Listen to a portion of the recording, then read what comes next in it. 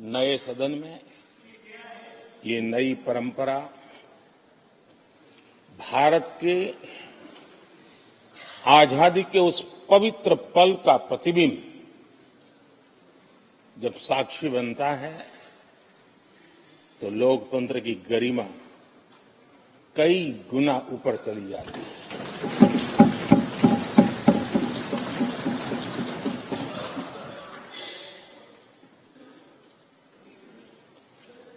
ये 75वां गणतंत्र दिवस, इसके बाद संसद का नया भवन, सेंगोल की अगुवाई, ये सारा दृश्य अपने आप में बहुत ही प्रभावी था। मैं जब वहां से पूरे कार्यक्रम को मैं भागीदारी कर रहा था, यहां से तो उतना हमें भव्यता नजर नहीं आती है, लेकिन वहां सब मैंने देखा कि वाकई नए सदन में इस गरिमावान उपस्थिति में राष्ट्रपति, उपराष्ट्रपति जी और आप, हम सबके मन को प्रभावित करने वाला वो दृश्य हमेशा हमेशा याद है।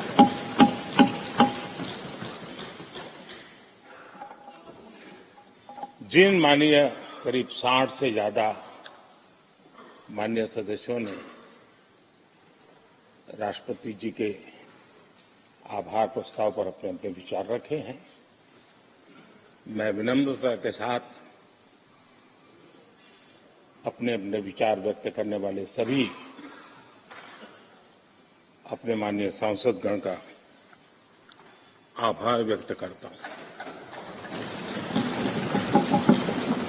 मैं विशेष रूप से विपक्ष ने जो संकल्प लिया है उसकी सराहना करता हूं। उनके भाषण के एक एक बात से मेरा और देश का विश्वास पक्का हो गया है कि इन्होंने लंबे अरसे तक वहां रहने का संकल्प लिया।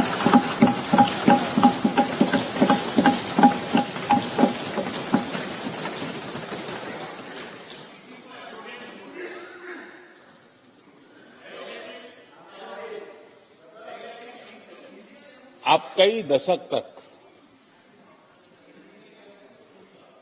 जैसे यहां बैठे थे, वैसे ही कई दशक तक वहां बैठने का आपका संकल्प, और जनता जनार्दन तो ईश्वर का रूप होती है, और आप लोग जिस प्रकार से इन दिनों मेहनत कर रहे हैं, मैं पक्का मानता हूं कि ईश्वर रूपी जनता जनार्दन आपको जरूर आशीर्वाद देगी, और आप जिस ऊंचाई पे हैं उससे भी अधिक ऊंचाई पर जरूर पहुंचेंगे और अगले चुनाव में दर्शक दिशा में दिखेंगे।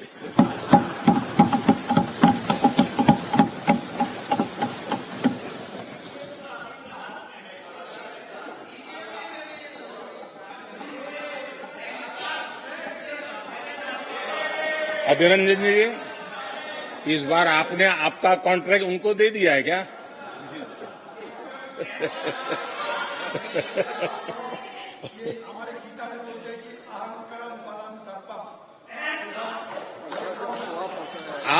आपने इन्हीं चीजों को पहुंचाया है।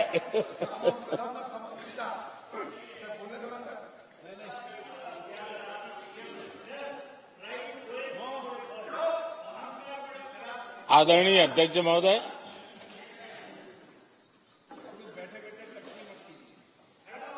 मैं देख रहा हूं कि आप में से बहुत लोग चुनाव लड़ने का हौसला भी खो चुके हैं, और मैंने सुना है बहुत लोग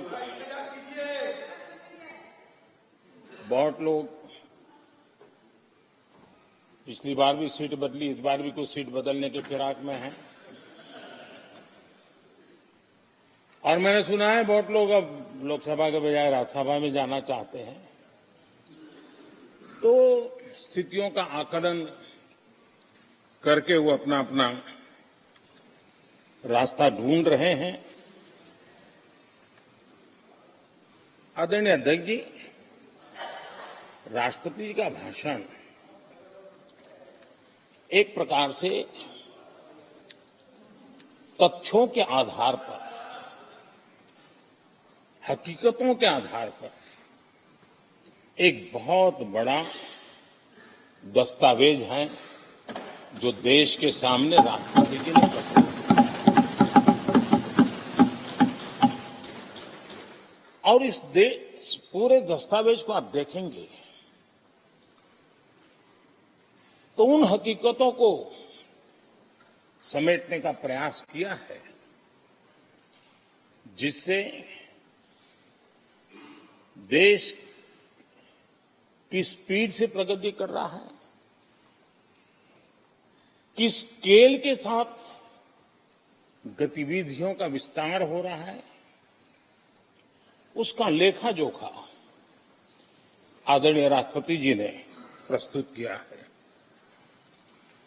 आदरणीय राष्ट्रपति जी ने भारत के उज्जवल भविष्य को ध्यान में रखते हुए 4 मजबूत स्तंभों पर हम सबका ध्यान केंद्रित किया है और उनका सही आकलन है कि देश के 4 स्तंभ जितने ज्यादा मजबूत होंगे, जितने ज्यादा विकसित होंगे, जितने ज्यादा समृद्ध होंगे, हमारा देश उतना ही समृद्ध होगा, उतना ही तेजी से समृद्ध होगा। और उन्होंने इन 4 स्तंभों का उल्लेख करते हुए देश की नारी शक्ति, देश की युवा शक्ति, देश के हमारे गरीब भाई बहन और देश के हमारे किसान, हमारे मछुआरे, हमारे पशुपालक, उनकी चर्चा की है। इनके सशक्तिकरण के माध्यम से राष्ट्र के विकसित भारत के लक्ष्य को प्राप्त करने की जो राह है, उसका स्पष्ट दिशा निर्देश आदरणीय राष्ट्रपति जी ने कहा है। अच्छा होता, हो सकता है आपके यहां फिशरमैन माइनॉरिटी के न हो सकता है आपके यहां पशुपालक माइनॉरिटी के न हो सकता है किसान आपके यहां माइनॉरिटी के न हो सकता है महिलाएं आपके यहां माइनॉरिटी में न हो सकता है कि आपके यहां युवा में माइनॉरिटी। क्या हो गया है दादा? क्या देश के युवा जी की बात होती है? समाज के सब वर्ग नहीं होते हैं? क्या देश की नारी की बात होती है? देश की सभी नारी नहीं होती है? कब तक टुकड़ों में सोचते रहोगे? कब तक समाज को बांटते रहोगे? सब सीमा करो, सीमा करो। बहुत तोड़ा देश को।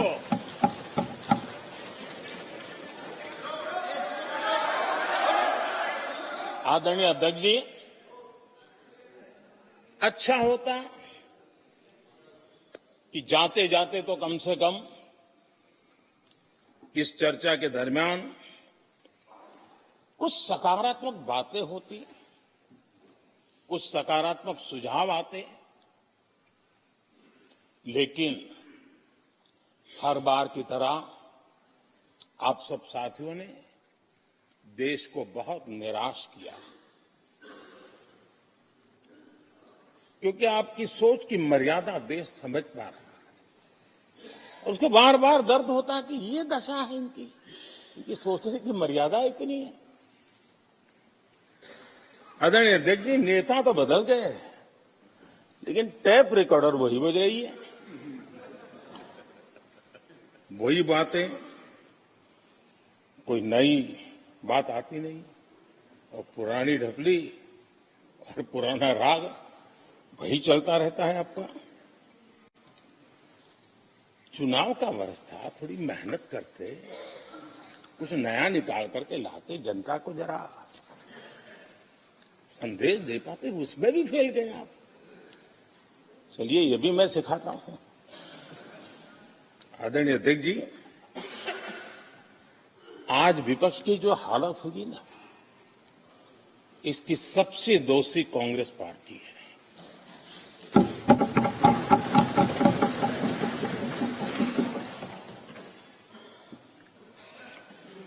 कांग्रेस को एक अच्छा विपक्ष बनने का बहुत बड़ा अवसर मिला और 10 साल कम नहीं होते, लेकिन 10 साल में उस दायित्व को निभाने में भी वे पूरी तरह विफल गए। और जब खुद विफल हो गए तो विपक्ष में और भी होनहार लोग हैं, उनको भी उभरने नहीं दिया, क्योंकि फिर मामला और गड़बड़ हो जाए। इसलिए हर बार यही करते रहे कि और भी विपक्षी जो तेजस्वी लोग हैं उनको दबा दिया जाए।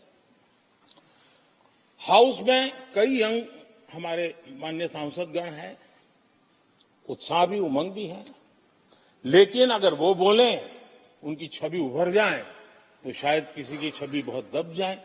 उस चिंता में इस यंग जनरेशन को मौका न मिले, हाउस को ही चलने नहीं दिए गए।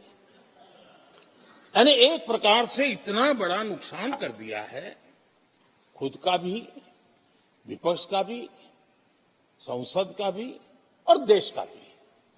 और इसलिए और मैं हमेशा चाहता हूं कि देश को एक स्वस्थ अच्छे विपक्ष की बहुत जरूरत है।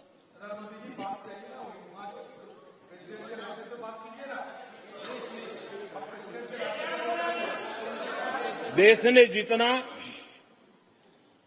परिवारवाद का खामियाजा उठाया है, और उसका खामियाजा खुद कांग्रेस ने भी उठाया है। अब अधीर बाबू की हालत हम देख रहे हैं, वरना ये समय था संसद में रहने का, लेकिन परिवारवाद की सेवा तो करनी पड़ती है।